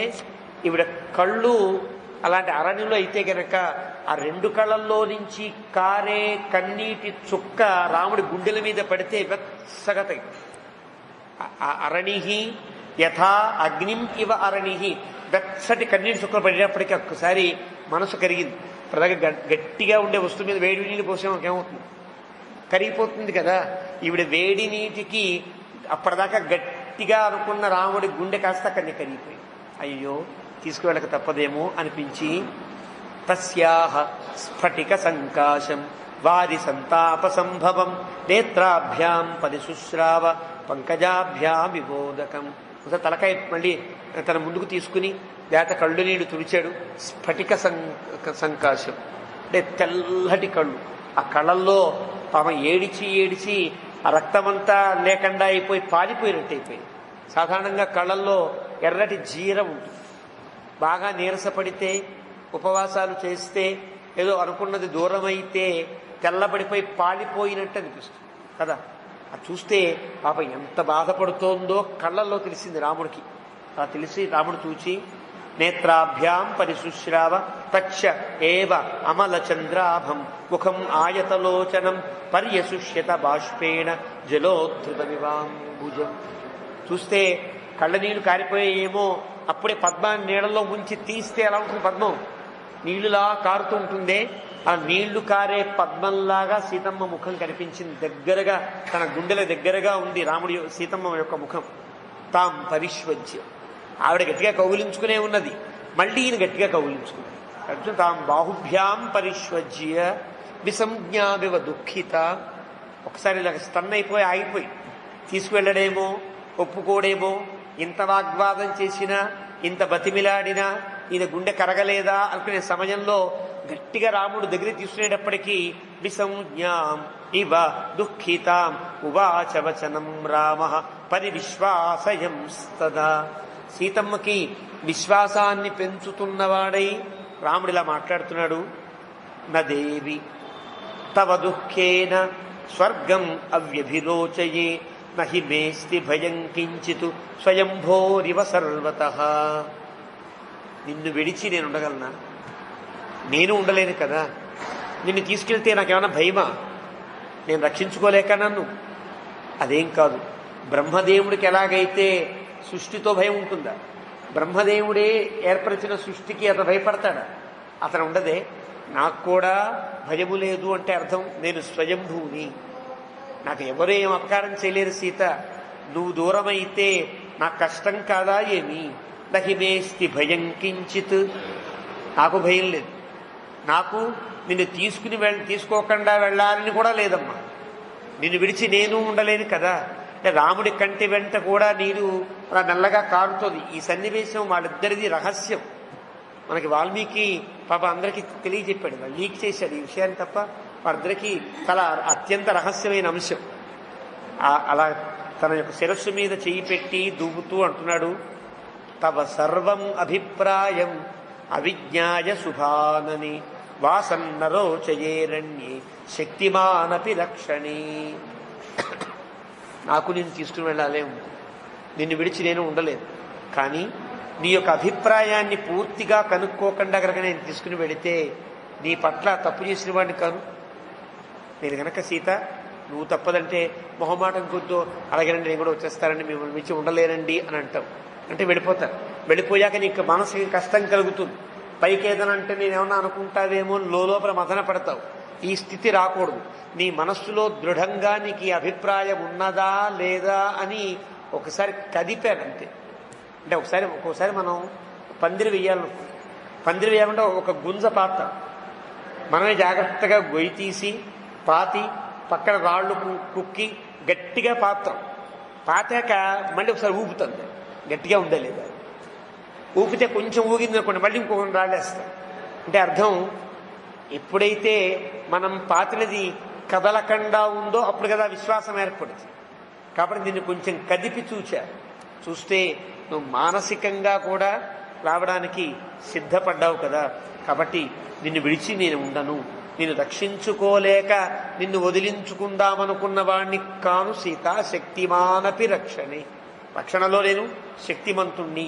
యత్సృష్టాసి మయా సార్థం వనవాసాయ మైథిలి.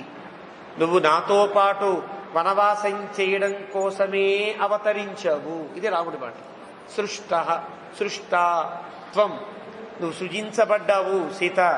కాబట్టి న విఘాతుం మయా శక్య, నిన్ను విడిచి వెళ్ళుట అనేది జరగదు. కీర్తిరాత్మవత అంజత. ఒక ఉత్తమ పురుషునికి కీర్తి వద్దన్నా అదే వస్తుంది. కీర్తి కోసం ప్రాకులాడతాడు మనిషి. వాడు చేసే పని వాడు చేస్తూ వెళుతుంటే కీర్తి వెనకాల రావాలి తప్ప కీర్తి కోసం ప్రాకులాడెవరు కూడా. కీర్తి చేయడం కోసం నా బొమ్మ ఏదో ఒకడో పడాలని ఉద్దేశం, నా పేరు పడాలని 10 రూపాయలు ఇచ్చి 100 రూపాయల బ్యానర్ రాయించుకోం కదా. అలా ఉండదు కీర్తి అంటే. ఆత్మవంతుని వెనక కీర్తి ఉంటుంది ఎప్పుడు కూడా. ఆత్మవంతుడు కీర్తిని విడిచి ఉండడు, కీర్తి ఆత్మవంతుని వెనకాలే ఉంటుంది ఎప్పుడు కూడా. అలా నిన్ను విడిచి నేను ఉండను. ధర్మస్తు గజనాసోరు సద్భి ఆచరిత పుర తంచ అహం అనువర్తేద్య యథా సూర్యం సువర్చల. ఎలాగైతే సువర్చల సూర్య భగవానుని యొక్క దేవేరి లేదా గొప్ప తేజస్సు, సూర్య భగవాను యొక్క తేజస్సు ఆయన వెంటే ఉంటుందో నువ్వు నా వెంటే వస్తావు. నఖల్వహన్న గచ్చేయం వనం జనకనందిని వచనంతం నయతి మాం పితుస్సత్యోపబృంహితం. నేను నీకోసం ఇప్పుడు నీకు కొంచెం కష్టం కలుగుతుంది, నువ్వు నాతో రాక తప్పదు కదా. నిన్ను విడిచి నేను ఉండను, నన్ను విడిచి నీవు ఉండవు. కాబట్టి నీకు కష్టం కలిగించడం ఇష్టం లేక నేను కూడా ఎక్కడే ఉండిపోతాను సీత అని అనుకుంటావేమో. సీత నేను ఉండను. కారణం సత్యోపబృంహితం. మా నాన్నగారి యొక్క సత్యవాక్ పరిపాలన మనం ఉంది, దాన్ని నేను నిర్వర్తించాలి. అడవికి వెళ్ళక తప్పదు. ఏష ధర్మస్తు శుశ్రోణి, ఇది ధర్మం. ఇది పితు మాతుశ్చ, తల్లిదండ్రుల మాట వినడం కంటే గొప్ప ధర్మం ఇంకొకటి లేదు. రాముని యొక్క గొప్ప ఉపన్యాసం ఈ 3 శ్లోకాలు కూడా అద్భుతమైనటువంటి శ్లోకాలు.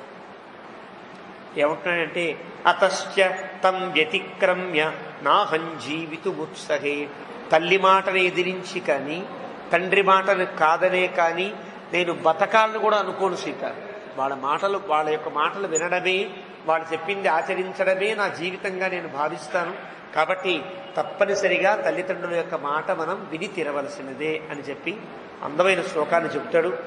అస్వాధీనం కథం దైవం ప్రకారై అభిరాధ్యతే స్వాధీనం సమతిక్రమ్య మాతరం పితరం గురు.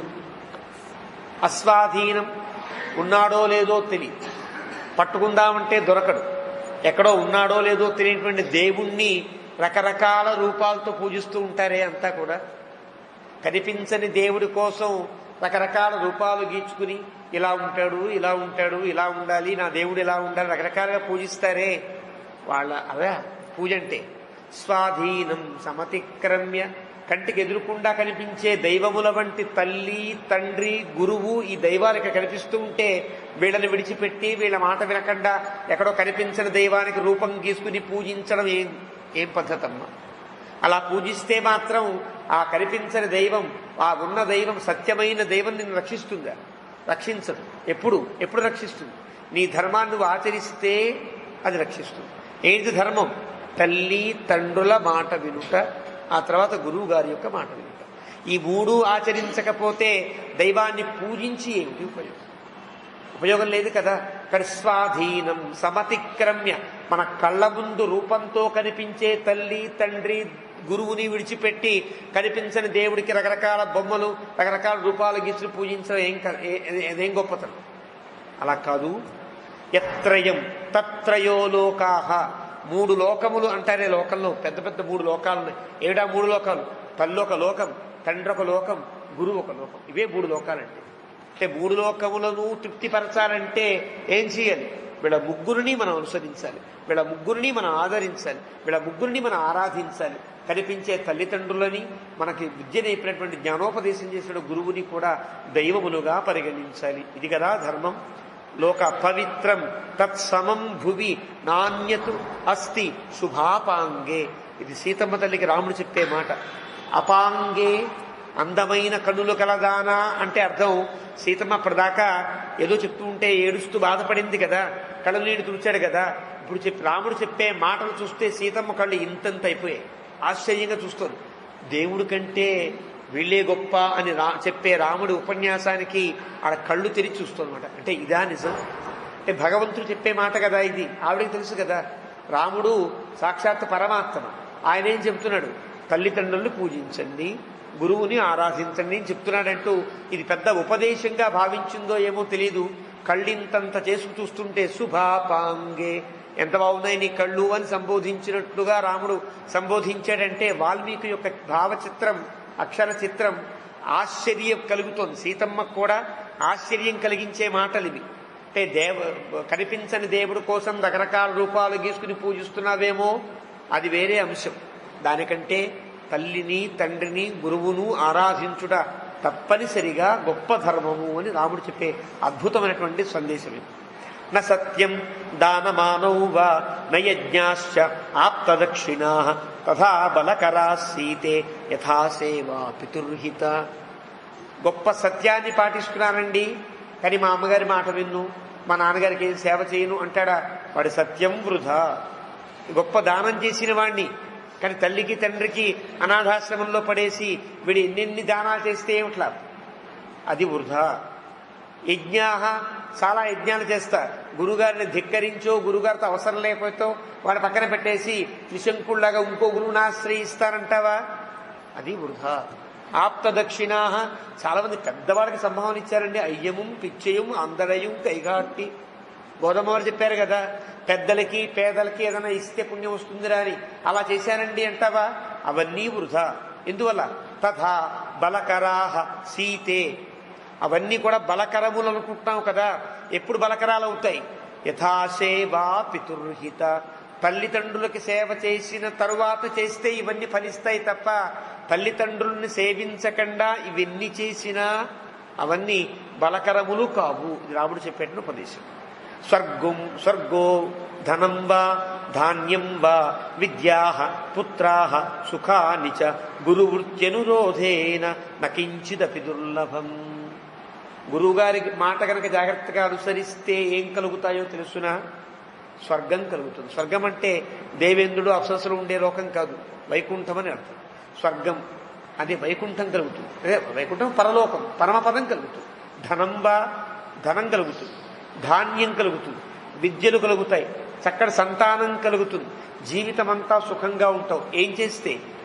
గురువు మాటని జాగ్రత్తగా అనుసరిస్తే, గురువు చెప్పిన మాట విండి. గురువృత్తి అనురోధేన, గురువుని యొక్క జాగ్రత్తగా గనక నకించిదపి దుర్లభం, ఏమీ దుర్లభం కాదు.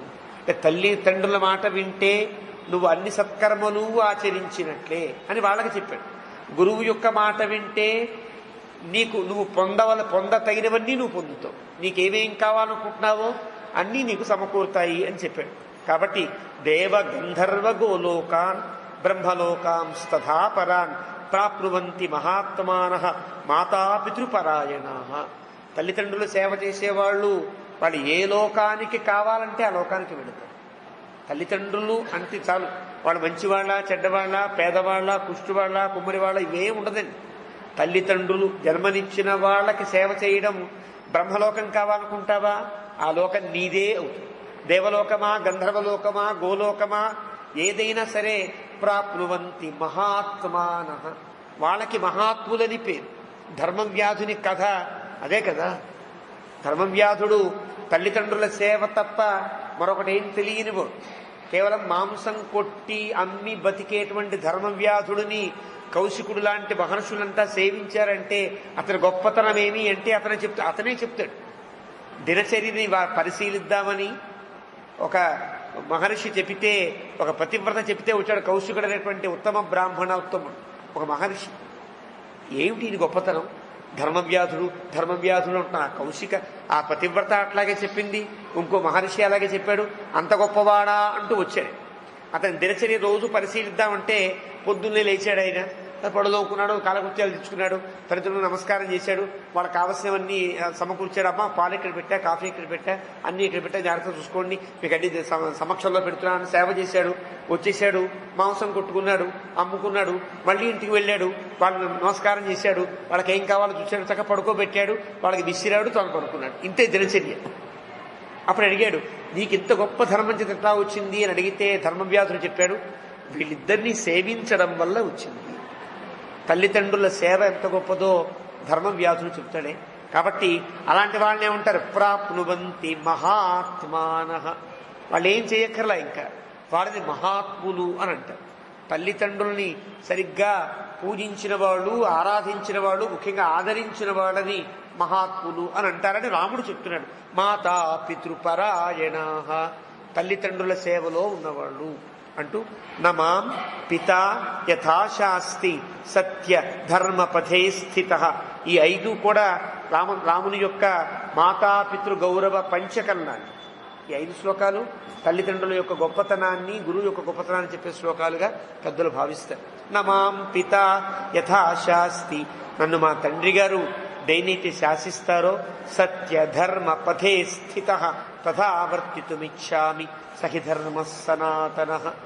మా నాన్నగారు చెప్పారంటే సత్యము ఉంటుంది, ధర్మము ఉంటుంది. నాన్నగారు ఏం చెప్తే అదే సత్యం, అదే ధర్మం. కాబట్టి దాన్ని ఆచరించడమే సనాతనమైన ధర్మము అని రాముడు చెప్పి మమ సన్నామతి సీతే త్వాన్నేతుం దండకావనం వశిష్యామితి సాత్వం మాం అనుయాతుం సునిశ్చిత సాహి సృష్ట అనవద్యాంగి వనాయమతిరేక్షణే అనుగచ్చస్వ మాం భీరు సహధర్మచరీ భవ. ఇక్కడ రాముడు చెప్పిన మాట మమ సన్నామతి సీతే. ఇంతకు ముందు నేను నా బుద్ధిలో చిన్న ఏమరపాటు ఉంది, తీసుకువెళదా వద్దా? తీసుకువెళ్ళడం ధర్మమే. తీసుకువెళితే చాలా కష్టం కలుగుతుంది సీతకి, తీసుకువెళ్ళకూడదు. తీసుకువెళ్ళకపోతే ఏదైనా తప్పు వస్తుందా? రాముడు ధర్మం తప్పని వాడు. చిన్న అంశంలో కూడా ఎక్కడా ధర్మ అపేతం చేయడు రాముడు. రాముడికి ఉండే జీవితం చూస్తే తెలుస్తుంది.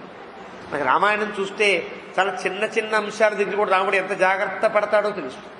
అది పై శ్లోకాలు చూస్తే నాకు అర్థం కాదండి. వ్యాఖ్యాత హృదయాన్ని చూస్తే, ఆ శ్లోకాల్లో ఉండే పదములు జాగ్రత్తగా గమనిస్తే రాముడు వేసే ప్రతి అడుగులో కూడా ఇలా వేయడం కరెక్టా కాదా, ధర్మమా కాదా, పెద్దలు చేశారా లేదా, ధర్మశాస్త్రంలో ఉందా లేదా, ఇలా వేయచ్చా వేయకూడదా, ఇలా చేయొచ్చా చేయకూడదా అంటూ ఎప్పుడు మదనపడేటువంటి స్థితి రాముడిలో తరచుగా మనకు కనిపిస్తుంది. ఎక్కడ తొందరపడి నిర్ణయం చేయడు ఎక్కడా కూడా. కాబట్టి ఇప్పటిదాకా మమ సన్నామతి సీతే, నా యొక్క మనస్సు అటు ఇటు ఊగుతూ తీసుకువెళ్ళాలా వద్దా అనుకుంటున్నాను సీత. కానీ వశిష్యామి, నీతో ఉంటా, నీతో వస్తాని గనక నీవు ఎప్పుడైతే అనుయాతం సునిశ్చిత నువ్వు నిశ్చయించుకున్నావో నేను అప్పటికి నిర్ణయించుకున్న సాహి సృష్ట అనవద్యాన్ని. నాతో పాటు వనవాసం చేయడానికే సీతమ్మ పుట్టింది అని నేను మనసులో అనుకున్నాను. కాబట్టి నువ్వు నాతో రావాల్సింది వనాయ మదిరేక్షణే అనుగచ్చస్వ మాం భీరు. ఏం పర్వాలా, నాతో వెనకాల వచ్చేసి ఇద్దరం కలిసి అడవికి వెళదాం. సహధర్మచరీభవ. అక్కడ ఏమున్నాడు జనకుడు, సహధర్మచరీతవ అని. ఇక్కడ రాముడు సహధర్మచరీభవ. అంటే ఇక్కడికి అక్కడికి ఉండే అన్వయమే. రాముడు అడవికి వెళ్ళినా ఎక్కడికి వెళ్ళినా ఎలాంటి స్థితిలో ఉన్నా జనకుడికి తెలుసు. రాముని యొక్క పట్టాభిషేక సమయంలో రకరకాల ఇబ్బందులు జరుగుతాయని అందరికీ తెలుసు. కారణం దశరథుని యొక్క వివాహం కానీ, అతను ఇచ్చిన వరములు కానీ, అతను తీసుకున్న నిర్ణయం. అతను కూడా మాట తప్పని వాడు కావడం చేత అతను జాగ్రత్తగా ఈ నిర్ణయంలో ఇబ్బంది పడతాడు. ఇబ్బంది పడినప్పుడు రాముడు కూడా ఎక్కడికో వెళ్ళవలసి వస్తుంది. ఎక్కడికి వెళ్ళినా సరే సీత అని అనకుండా ఛాయా ఇవ పతిం అనువ్రత అని చెప్పాడు. అక్కడ నీడలా నువ్వు వెనకాలే ఉండాలి సీత అని తండ్రి చెప్పాడు. చెబుతూ ఆ చేతిలో చేయి వేసి సహధర్మచరీతవ. జనకుడు చెప్పాడు, అప్పుడే చెప్పాడు, నీ వెనకాలే ఉంటుంది, నీతో పాటే ధర్మాన్ని ఆచరిస్తుంది రామా అని చెప్పాడు కదా. ఆ మాట గుర్తొచ్చింది రాముడికి. గుర్తొచ్చి అంటాడు సహధర్మచరీభవ. ఒక అక్షరం మార్చాడు అంతే. తవాకి భవాకి అక్షరం తేడా. కాబట్టి మీ నాన్న చెప్పినట్టుగా ఇప్పటిదాకా చెప్పిన ఉపన్యాసం దేనికి? తండ్రి మాట వినాలని కదా. నీ తండ్రి మాట కూడా నువ్వు వినవలసినటువంటి బాధ్యత నీకు సమకూరుతోంది. కాబట్టి సహధర్మచరీభవ, హాయిగా నువ్వు ఆచరించు అని చెప్పి సర్వదా సదృశం సీతే మమ స్వస్య కులస్య చ. నువ్వు నాతో రావడం నీ కులమునకు అలంకారం, నా కులానికి కూడా అలంకారం, ఇద్దరికి శ్రేయస్సు అయినది. మా ఈ ఇరు కులములకు ఇరు వంశములకు కూడా కీర్తిని తెచ్చే విధంగా నువ్వు నిర్ణయం తీసుకున్నావు సీత. వ్యవసాయం అతిక్రాంత కాంతే త్వమతి శోభనం. నీ యొక్క నిర్ణయం కానీ, నువ్వు చేసేటువంటి ఈ ప్రయత్నం కానీ, నీ వ్యవహారం ఎంత చెప్పినా మాట వినకుండా నా మాటని ఖండిస్తూ నువ్వు చెప్పిన మాటలన్నీ ఉన్న ఎంత ప్రయత్నం ఉంటే సాగుతుంది. నిజంగా మనసులో వెళ్ళాలని ఉంటే తప్ప రాముడు చెప్పే ప్రతి ధర్మాన్ని దాని ఇంకో ధర్మం వెతుక్కుంటోందంటే అర్థం ఏంటి? వెళ్ళాలని గట్టి నిశ్చయం కదా. కానీ శోభనం, ఎంత అద్భుతంగా మాట్లాడావు, ఎంత అందంగా మాట్లాడావు. పాపం తిట్టినా ఆ తిట్టు రాముడికి ఎక్కడో గుండెల్లో చిన్నగా ఉన్నది తప్ప మనసులోకి కోపంలోకి రాలా. గుండెలో ఉంది. సీతమ్మకి పరాక్రమం చూపించాలని ఉంది. ఎక్కడ చూపిస్తాడో అరణ్యకాండలో చూపిస్తాడు. సీతమ్మ అన్న మాటకి ఆ పరాక్రమం యొక్క ఒక ఏమంటారు రుణం తీసుకుంటారంటారే, అలా అక్కడ చూపిస్తాడు. కాబట్టి ఎంత అందంగా మాట్లాడావు. ఆరభస్వ శుభశ్రోణి వనవాసక్షమా క్రియా నేదానీం త్వరితే సీతే స్వర్గోపి మమ రోచతే. అయితే అడవికి రావడానికి వీలుగా నువ్వు ఏం చేయాలో ఆ పనులన్నీ చేసుకో అన్నాడు. అంటే ఏమన్నా బట్టలు సర్దుకోవాలి, ఏమో ఉంటాయి కదా, అవి జాగ్రత్తగా నువ్వు సిద్ధంగా. స్వర్గోపి, నువ్వు లేకుండా స్వర్గమైనా నాకు అక్కర్లా, నరకమైనా నాకు అక్కర్లా, నువ్వు ఉంటేనే స్వర్గం అని తను కూడా ఆ మాట చెప్పాడు. సీతమ్మ చెప్పిన మాట మళ్ళీ తనకి చెప్పాలి కదా, అప్పచెప్పాలి కదా. ఎస్వయా సహసస్వర్గ అందావిడ. నేను కూడా అదే అంటున్నాను, సీత నువ్వు ఉంటే నాకు అదే స్వర్గము అని తన యొక్క మాటను ముగించి, ఏం చేద్దాం, వనవాసానికి వెళ్లే ముందు మనం ఏం చేయాలో తెలుసునా? అంటే బట్టలు సర్దుకోవాలండి అంటావేమో, కాదు. మనం చేయవలసిన పనులు 3 ఉన్నాయి. ఏమిటవి? బ్రాహ్మణేభ్యశ్చ రత్నాని భిక్షుకేభ్యశ్చ భోజనం దేహి చ ఆశంసమానేభ్య సంత్వరస్వ చ వాంఛిరం. మనదైన వస్తువులన్నీ ఉంటాయి. అప్పట్లో రాజులకి కుమారుడికింత, కోడలకింత, కూతుళ్ళకింత అని ముందే పంచుతారు. ఖజానాకి సంబంధం లేకుండా వ్యక్తిగతమైనటువంటి ఐశ్వర్యం ఉంటుంది. వాళ్ళు ఎలా అయినా ఖర్చు పెట్టుకోవచ్చు. ఇప్పుడు కూడా పెద్ద పెద్ద ధనవంతులు అబ్బాయి పేరుతో 5 లక్షలు 10 లక్షలు బ్యాంకులో వేస్తారు, వాడు ఇష్టం, వాడు ఏం చేసినా అంటారే. అట్లా మనకంటూ చాలా ధనం ఉంది కదా. ఇప్పుడు బ్యాంకుల్లోనూ ఎక్కడో ఉంది అదంతా. ఇప్పుడు ఏం చేయాలి? మనదనుకునే ఐశ్వర్యం కావచ్చు, డబ్బులు కావచ్చు, వస్తువులు కావచ్చు, అవన్నీ కూడా ఇచ్చేసేయాలి. ఎవరికి ఇస్తే పుణ్యం? పేదవాళ్ళకి, పెద్దలకి ఇచ్చేద్దాం. పెద్దలంటే బ్రాహ్మణేభ్యశ్చ అని అంటారు. బ్రాహ్మణేభ్య బ్రహ్మవేత్తలైన వారు ఉంటారు. వాళ్ళకి డబ్బు సంపాదించాలనో అవి కొనుక్కోవాలనో ఉండదు. ఎప్పుడు వేదం చదువుకోవడం, వేదాధ్యయనం చేయడం, హోమాలు చేసుకోవడం తప్ప వాళ్ళకి ఏం కోరికలు ఉండవు. పాపం వాళ్ళ అవస్థ వాళ్ళు పడుతుంటారే. అలాంటి వాళ్ళందరినీ పిలుద్దాం. ఇగో ఈ మంచం తీసుకో, ఈ కుర్చీ తీసుకో, ఈ టీవీ తీసేసుకో, ఈ టేప్ రికార్డు తీసుకొని ఇచ్చేద్దాం వాళ్ళకి, మన వస్తువులన్నీ ఇచ్చేద్దాం. అలాగే భిక్షుకేభ్యశ్చ, వాళ్ళకి ఏం కావాలో తిండి కూడా లేని వాళ్ళు ఉంటారు, వాళ్ళకి హాయిగా తినగలిగేటట్లుగా ఉండేట్టుగా డబ్బులు ఇచ్చేద్దాం. 1,00,000 రూపాయలు అలా పంచిపెట్టాం. మనకున్న డబ్బంతా కూడా అందరికీ పంచుట అనేది అడవికి వెళ్లే ముందు మనం చేయవలసిన పని, అంతే తప్ప అవి పెట్టుకుందామా ఇవి పెట్టుకుందామా అని కాదు. అడవికి వెళ్లే ముందు చేయవలసిన పనులు ఇవి మాట. భూషణాని మహార్హాణి వరవస్త్రాణి యాని చ రమణీయాశ్చ ఏ కేచిత్ క్రీడార్థాః చాపి ఉపస్కరాః. మనం ఆడుకోవడానికి కొన్ని వస్తువు కొనుక్కుంటాం కదా, ఆడుకునే వస్తువులు కొన్ని ఉంటాయి, వినోదంతో ఉండే కొన్ని వస్తువులు ఉంటాయి, ఇళ్లలో అలంకరించుకునే కొన్ని ఉంటాయి, అవసరాలు కొన్ని ఉంటాయి, అన్ని రకాల వస్తువులు ఉంటాయి. వస్తువులు ఎన్ని రకాలు? వినోదం కోసం కొన్ని, ఆట కోసం కొన్ని, అలంకరించుకోవడం కోసం కొన్ని, అవసరం కోసం కొన్ని, లేకపోతే ఉండలేకుండా ఉండేవి కొన్ని. ఈ 5 రకాలు ఉంటాయి కదా, ఈ 5 రకాలు ఇచ్చేద్దాం. అన్ని చిన్న బ్యాటు క్రికెట్ సెట్ ఉందనుకో చిన్నపిల్లలకి ఇచ్చేద్దాం, లేదా ఇంకో టీవీ ఉంటే కుర్రాడికి ఇచ్చేద్దాం, ఇంకో డబ్బులు ఆభరణాలు ఉంటే ఆడవాళ్ళకి ఇచ్చేద్దాం, మంచాలు లాంటివి ఏమన్నా ఉంటే పెద్దలకి ఇచ్చేద్దాం. ఇలా మన పంచేద్దాం అందరికీ. శయని యాని యానాని, మన వెహికల్స్ ఉంటాయి, ఆ కారు ఈ కారు ఆ రథం ఈ రథం ఉంటాయి కదా, అన్నీ ఇచ్చేద్దాం. మమచ అన్యాని యాని చ, నీకు కొన్ని ఉన్నాయి నాకు కొన్ని ఉన్నాయి, ఎందుకు ఇవన్నీ కూడా 14 ఏళ్ళు ఉండకపోతే అని పాడైపో. కాబట్టి ఇచ్చేద్దాం. ఎవ్వరికి మనం జవాబుదారీతనం కాదు, నా వస్తువులు నేను ఇచ్చేయచ్చు.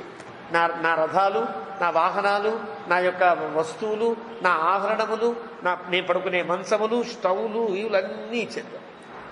అంటే దేహి స్వభృత్యవర్గస్య బ్రాహ్మణానామనంతరం అనుకూలంతు సాభర్తు జ్ఞాత్వా ఆగమనమాత్వనః. ఒకసారి భలే ఆనందం కలిగింది సీతకు కూడా. నిజానికి వస్తువులు ఇవ్వడం అంటే సామాన్య అంశం అని ఎంత కష్టపడి కొనుక్కున్నానండి, ఇచ్చేముంటాడు ఈయన. మా నాన్నగారు ఇచ్చారండి, పుట్టింటికి వస్తుంటే అత్వారింటికి వస్తుంటే ఇది ఉంచుకోమా అని ఇస్తే అది కూడా ఇచ్చేముంటున్నాడు ఈయన అనుకోలే. భర్తు జ్ఞాత్వా, భర్త యొక్క మాట వినేటప్పటికీ ఎవరు చాలా పొంగిపోయింది. మా ఆయనంత గొప్పవాడు, దేని మీద ఆశ లేదు కదా ఆయనకి. కాబట్టి అనుకూలంతు సా భర్తు, అంటే భర్త యొక్క మనస్సుకు అనుగుణముగా ఉండే ఆవిడ కావడం చేత క్షిప్రం ప్రముదితాదేవి దాతుమేవ ఉపచక్రమే, అలాగే ఇచ్చేస్తానండి అంటూ ఎలాగా ఓ పని చేస్తారండి, నా మంచాన్ని వాళ్ళకి ఇస్తారు, నా డబ్బులు వీళ్ళకి అంటే ఆవిడ లిస్ట్ చెప్తోందనమాట. ఇష్టపడి ఆవిడ ఎవరైతే ఇష్టమైన వ్యక్తులు ఉంటారో వాళ్ళందరికీ అవి ఇచ్చేయడానికి ఆవిడ అప్పుడే మనసులో ఆనందపడుతుంది. ఎవరైనా ఆనందపడతారా? వస్తువులు ఇవ్వడానికి ఆనందపడతారా? ఆవిడ ఆనందపడుతూ వీళ్ళకిది వీళ్ళకిది వీళ్ళకిది అంటూ ఒక ఊణాధ్యాయం చేస్తున్నట్టుగా ఉంది. దాతుమేవ ఉపచక్రమే అంటే అర్థం అది, ఇవ్వడానికి సిద్ధపడిపోయి ఎవరెవరికి ఏమిస్తుందో కూడా మన వాల్మీకి చెప్తాడు. తతః ప్రహృష్ట పరిపూర్ణ మానస, చాలా సంతోషించింది. పరిపూర్ణ మానస, తాను అనుకున్నటువంటి ఒక కోరిక నెరవేరబోతోంది. యశస్విని, ఇలా కనుక ఆవిడ చేస్తే ఏమవుతుంది? గొప్ప కీర్తివంతురాలు అవుతుంది. భర్తు అవేక్ష్య భాషితం, భర్త చెప్పిన మాటను జాగ్రత్తగా ధనాని రత్నాని చ దాతుమంగన ప్రచక్రమే ధర్మభృతాం మనస్విని. మనస్విని అంటే అర్థం మానసికంగా సిద్ధపడినదై, ఇష్టం లేకుండా ఇవ్వడం కాదు. రాముడు చెప్పాడు కదా, మా ఆయన మాట విన్నారు కదండి ఇచ్చేద్దాం అని కాదు, ఇష్టపడి తానే ఇవ్వడానికి ఇష్టపడినట్లుగా మనస్విని అయ్యి ధనాని రత్నాని అంగనా దాతుం ఉపచక్రమే ప్రచక్రమే. అంగన అంటే అర్థం ఆభరణముల మీద శరీరము మీద చాలా ప్రేమ కలిగినది అర్థం. స్త్రీలకి అంగన అని పేరు. అంటే అర్థం శరీరం మీద వాళ్ళకు ఉండేటువంటి శ్రద్ధ ఎక్కువ, శరీరం మీద ఉండే ప్రేమ ఎక్కువ. అలంకారం చేసుకోవాలి, మంచి బట్టలు కట్టాలి అంటే సహజంగా ఇద్దరిలో వాళ్ళకి ఎక్కువ ఉండడం సహజంగా ఉంటుంది. అలాంటి ఆవిడ అంటాడు. అంగన అనే పదం చేత వాల్మీకి సాధించినదేది? అడవిలోకి వెళ్ళినప్పుడు కూడా ఆవరణలో ఉండొచ్చు కదండి, 7 వారాల లంగా పట్టుకొస్తారండి, అప్పుడప్పుడు వేసుకుంటారు. మీరుంటే భయం ఏమిటండి నాకు అనాలి ఆవిడ. అది కూడా అన్నారు. అంటే దాతు వంగనా ప్రచక్రది, తన ఆభరణాలని ఇచ్చేయడానికి చాలా మనస్వినిగా ఇష్టపడింది అంటూ 30వ సర్గని వాల్మీకి ముగించాడు. 31వ సర్గ ఇక్కడికి ఆపుకుందాం. 7 కావస్తుంది కాబట్టి మళ్ళీ రేపటి రోజున 5-5:30 మధ్యలోనే ప్రారంభం చేద్దాం. ఎక్కడ వెళ్లే పని ఉంది కానీ 5 గంటల వచ్చేస్తాం, ప్రారంభించుకోవచ్చు. ఏవమే తత్పురావృత్తం ఆఖ్యానం భద్రమస్తు వః ప్రవ్యాహరత విస్రబ్ధం బలం విష్ణోః ప్రవర్ధతాం లాభస్తేషాం జయస్తేషాం కుతస్తేషాం పరాభవః ఏషామిందీవరస్యామో హృదయస్థో జనార్దనః కాలే వర్షతుపర్జన్యః పృథివీ సస్యశాలినీ దేశోయం క్షోభరహితః బ్రాహ్మణాః సంతు నిర్భయాః కావేరీ వర్ధతాం కాలే కాలే వర్షతు వాసవః శ్రీరంగనాథో జయతు శ్రీరంగశ్రీశ్చ వర్ధతాం స్వస్తి ప్రజాభ్యః పరిపాలయంతాం న్యాయేన మార్గేణ మహీం మహీషాః గోబ్రాహ్మణేభ్యः శుభమస్తు నిత్యం లోకాः సమస్తాः సుఖినో భవంతు.